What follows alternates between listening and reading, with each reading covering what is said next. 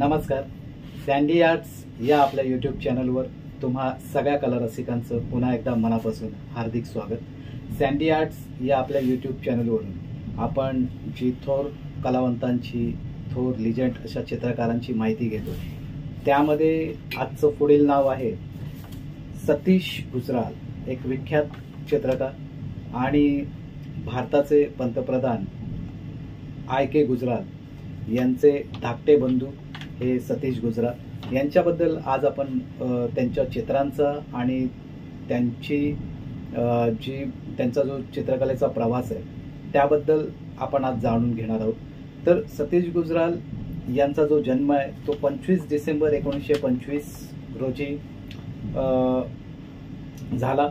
British त्यावेळेला आपल्या भारतामध्ये होते आणि भारतातील पंजाब प्रांतातील झेलम येथे त्यांचा जन्म झाला. म्हणजे आता तो सध्या पंजाब पाकिस्तानमध्ये आहे. पंजाबी हिंदू खत्री कुटुंबात ते जन्माला आले.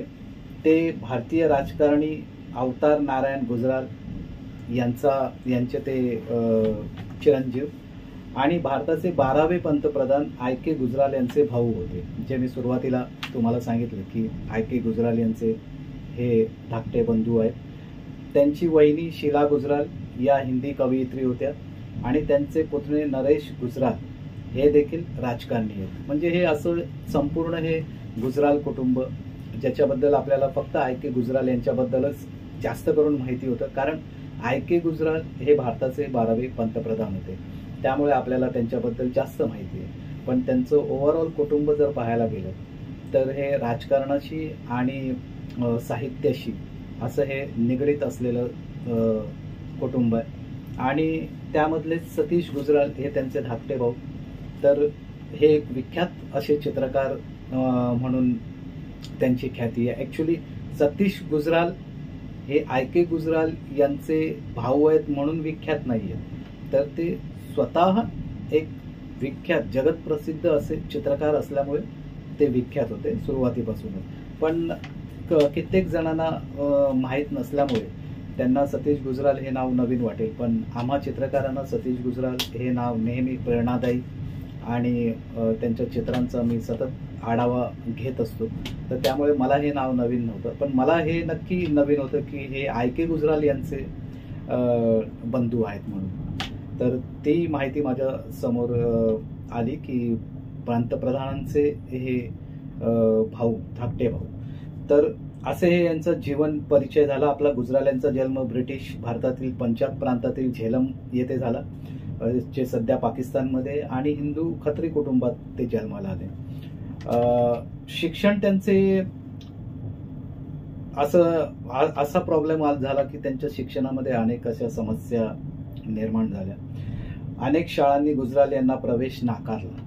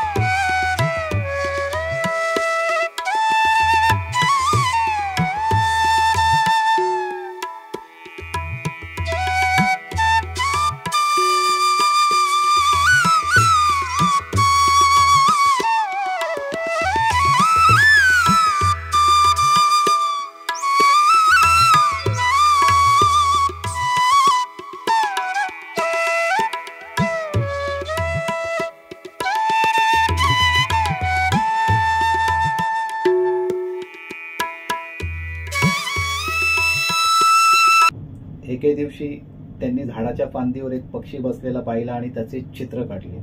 चित्रकलेतील त्यांची रुची हे सुरुवातीचे संकेत होते.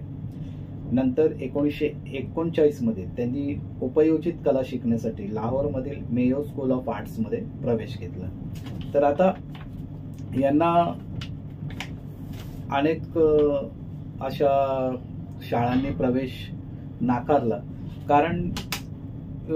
कारण यांचा जो ऐकण्याचा जो प्रॉब्लेम होता त्या एका कारणामुळे यांना अनेक शाळांनी प्रवेश नाकारलेला आहे. आणि नंतर मग एके दिवशी त्यांनी चित्रकलेतील त्यांची ही रुची कशी डेव्हलप झाली, तर त्यांनी एक पक्षी झाडावर बसलेला असा पक्षी त्यांनी चितारला आणि त्यानंतर त्यांची ही रुची, हे सुरुवातीचे संकेत हे त्यांच्या कुटुंबातील जे फॅमिली पर्सन्स होते, त्यांचे वडील होते, हे त्यांनी ओळखले आणि त्यांना उपयोजित कला शिकण्यासाठी, चित्रकला शिकण्यासाठी लाहोरमधील मेयो स्कूल ऑफ आर्ट्समध्ये त्यांनी प्रवेश घेतला. 1944 मध्ये ते मुंबईत आले आणि सर जे स्कूल ऑफ आर्ट्समध्ये त्यांनी प्रवेश घेतला. म्हणजे पंजाब प्रांतातून ते मुंबईत आले. लाहोरमध्ये अगोदर त्यांनी 1939 मध्ये कला शिकण्यासाठी प्रवेश घेतला. त्यानंतर मुंबईमध्ये त्यांचं आगमन झालं आणि 1944 मध्ये त्यांनी सर जे स्कूल ऑफ आर्टमध्ये प्रवेश घेतला. 1947 मध्ये वारंवार होणाऱ्या आजारपणामुळे त्यांना शाळा सोडावी लागली आणि मुंबई सोडावी लागली. तर त्यांचं हे आजारपण आल्यामुळे पण त्यांना मुंबई सोडावी लागली आणि ते पुन्हा मुंबई सोडून निघून गेले. 1952 मध्ये गुजराल यांना मेक्सिको सिटीमधील पॅलिसिओ डी बेलास आर्ट्स येथे अभ्यास करण्यासाठी शिष्यवृत्ती मिळाली, जिथे ते प्रसिद्ध चित्रकार डिएगो रिवेरा आणि डेव्हिड अल्फारो सिक्वेरोस यांच्याकडे शिकले. तर 1952 मध्ये त्यांना ही संधी उपलब्ध झाली. आता मुंबईमध्ये 1944 मध्ये होते.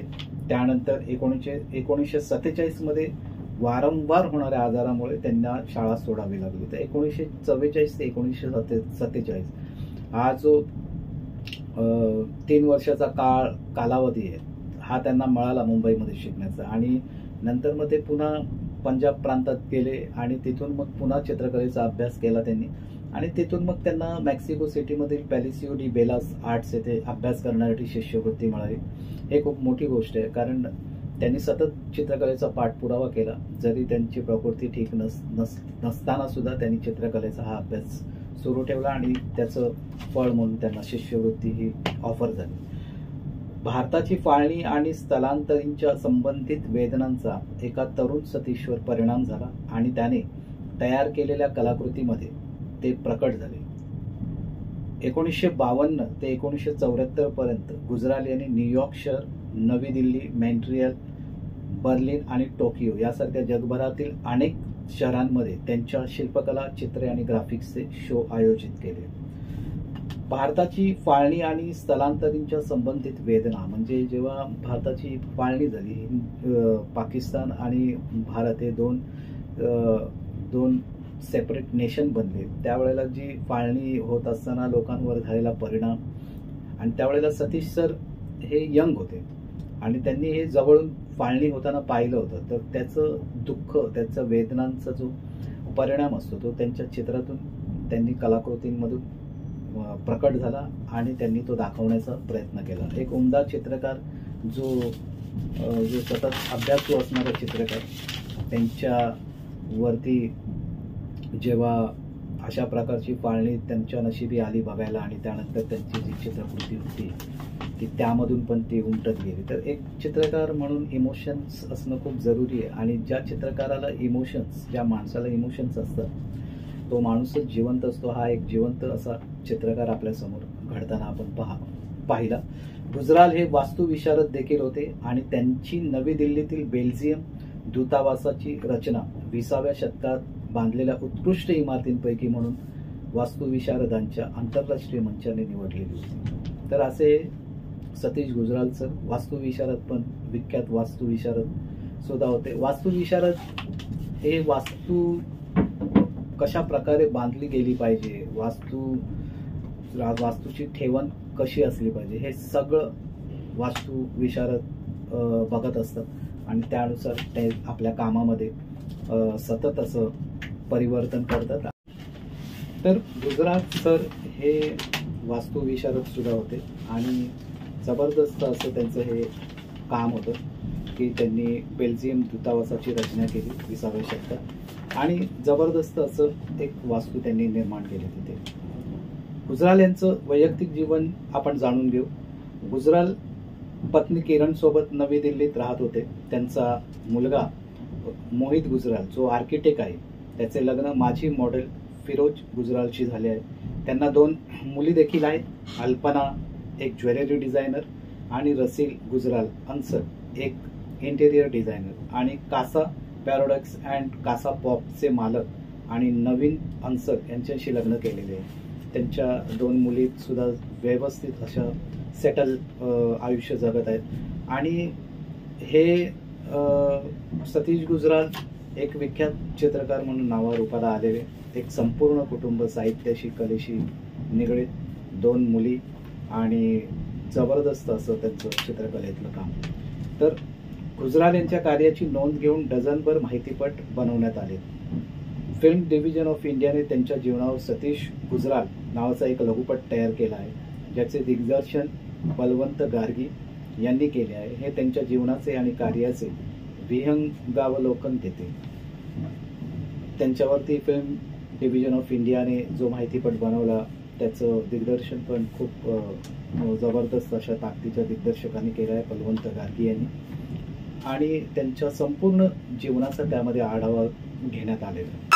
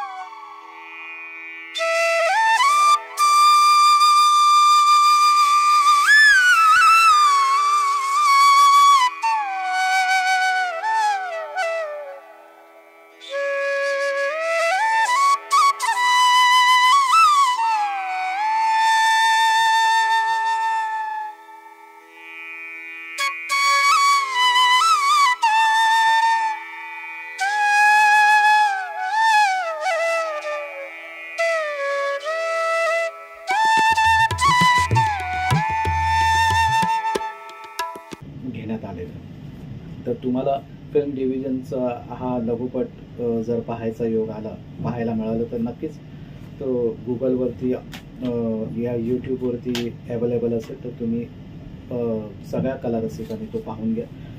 2007च्या BBC टेलिव्हिजन चित्रपट विभाजन द डे इंडिया बर्नचा देखील भाग होता. 15 फेब्रुवारी 2012 रोजी अ ब्रश विथ लाईफ नावाचा 24 मिनिटाचा डॉक्युमेंटरी रिलीज झाला, जो त्याच नावाच्या त्यांच्या स्वतःच्या पुस्तकावर आधारित होता. आत्मचरित्रासह त्यांच्या कार्याची 4 पुस्तके प्रकाशित झाली आहेत. तर ही लोकप्रिय पुस्तकं आहेत सगळी, आणि ती सगळी सतीश गुजराल यांच्या कार्यावरती प्रकाश टाकते. तर तुम्हाला जर सतीश गुजराल विख्यात चित्रकार यांच्या कार्याची जर तुम्हाला आणखीन माहिती हवी असेल तर तुम्ही सगळे ही पुस्तकं घेऊन वाचू पण शकता. जागतिक धोरणाविषयी त्यांचे भाऊ इंदर कुमार गुजराल यांच्या समवेत ते जागतिक राज्यघटनेचा मसुदा तयार करण्यासाठी अधिवेशन भरवण्याच्या करारावर स्वाक्षरी करणाऱ्यांपैकी एक होते. परिणामी मानवी इतिहासात प्रथमच पृथ्वीच्या महासंघासाठी संविधानाचा मसुदा तयार करण्यासाठी आणि त्याचा अवलंब करण्यासाठी जागतिक संविधान सभा बोलावली. त्यामध्ये हे भाऊ इंदर कुमार गुजराल यांच्या समवेत सतीश गुजराल सुद्धा होते आणि त्यांनी एक जागतिक राज्यघटनेचा मसुदा कसा असावा यासाठी करारावर त्यावेळेला त्यांनी स्वाक्षरी केली. आता हा करार किती महत्त्वाचा आहे आणि या विख्यात चित्रकाराला तिथे पाचारण करण्यात आलं, हा त्यांच्या कार्याचा बहुमानच होता. गुजराल यांना 1999 मध्ये भारताचा दुसरा सर्वोच्च नागरी सन्मान पद्मविभूषण देण्यात आला. एप्रिल 2014 मध्ये त्यांना NDTV Indian of the year पुरस्काराने सन्मानित करण्यात आले. तर हा संपूर्ण असा त्यांचा परिचय आपण थोडक्यात जाणून घेतला. आणि सतीश गुजराल यांची चित्रसुद्धा तुम्ही मध्ये मध्ये पाहिली असत की त्या काय ताकदीचे हे चित्रकार होते. जबरदस्त अशी त्यांची चित्रकला शैली होती आणि सतत त्यांचं हे कार्य होतं, मानवतावादी होते. आपल्या चित्रातून प्रत्येक वेळेला त्यांनी ते दाखवण्याचा प्रयत्न केला, दुःख दाखवण्याचा सुद्धा प्रयत्न केला फाळणीच्या वेळचा. आणि सतीश गुजराल ओव्हरऑल एक जबरदस्त विख्यात असे चित्रकार भारतात होऊन गेले.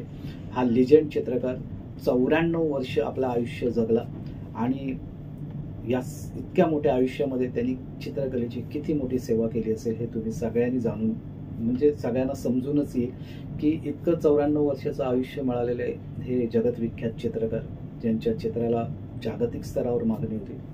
आणि सतीश गुजराल हे मानवतावादी चित्रकार होते. त्यांना इमोशन्स खूप होते, तर त्यामुळे त्यांना भरपूर असं नाव इमोशन्स दाखवणारा चित्रकार असा हा होता आपल्या चित्रांमध्ये.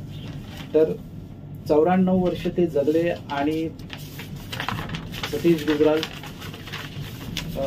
हे 26 मार्च 2020 मध्ये, म्हणजे अलीकडेच त्यांचं निधन झालं. 26 मार्च 2020 साली त्यांनी या जगाचा निरोप घेतला. अशा महान चित्रकाराला, अशा या महान जगतविख्यात चित्रकाराला सँडी आर्ट्स या आपल्या कलामंचावरून मी विनम्र अभिवादन करत आहे. आज आपण सतीश गुजराल यांच्याबद्दल माहिती जाणून घेतली, त्यांच्या चित्रांचा आढावा घेतला. तुम्ही सगळ्यांनी नक्कीच ही सिरीज एन्जॉय केली असेल. तुमच्या सगळ्यांचा भरघोस असा प्रतिसाद मला मिळतोय. आपलं channel day by day grow होतं आणि माझ्या या चॅनलवरून मी माझे शॉर्ट व्हिडिओ, त्यानंतर मोठे व्हिडिओ जे डेमॉन्स्ट्रेशन केलेले आहेत 1-1 तासाचे व्हिडिओ, तर त्या सगळ्यातून मी जे दाखवतोय ते तुम्ही होतकरू चित्रकारांनी, नवीन चित्रकारांनी ते बघा आणि त्यातून शिकण्याचा प्रयत्न करा. मी हे सगळं ओव्हरऑल पॅकेज, आपलं सँडी आर्ट्स हे चॅनल जे आहे ते एज्युकेशन आणि एंटरटेनमेंट याचं एक ओव्हरऑल पॅकेज आहे. आणि ज्या सुद्धा प्रेक्षकांना माहिती हवी असेल आर्टबद्दलची, ती संपूर्ण माहिती आपल्या या चॅनलवरून मी चित्रकार संदीप जयराम मोहिते तुमच्यापर्यंत पोहोचवण्याचा प्रयत्न करतो आणि दरवेळेला तुम्हाला काहीतरी नवीन देण्याचा प्रयत्न करतो. तर आपली ही थोर कलावंतांची सिरीज अशीच सुरू राहील पुढे आणि पुन्हा एकदा आपण भेटू नवीन चित्रकारासह. त्यांच्याबद्दल आपण आढावा घेऊ, थोर लेजंड चित्रकारांचं भेटू आणि त्यांच्याबद्दलची माहिती घेऊ. तोपर्यंत तुम्ही सगळ्यांनी स्वतःची काळजी घ्या, आपलं स्वास्थ्य जपा, व्यायाम करा, कसरत करा आणि फिट राहा. तर एवढं बोलून मी तुमच्या सगळ्यांची रजा घेतो. पुढच्या नेक्स्ट एपिसोडमध्ये आपण भेटू. तोपर्यंत सगळ्यांना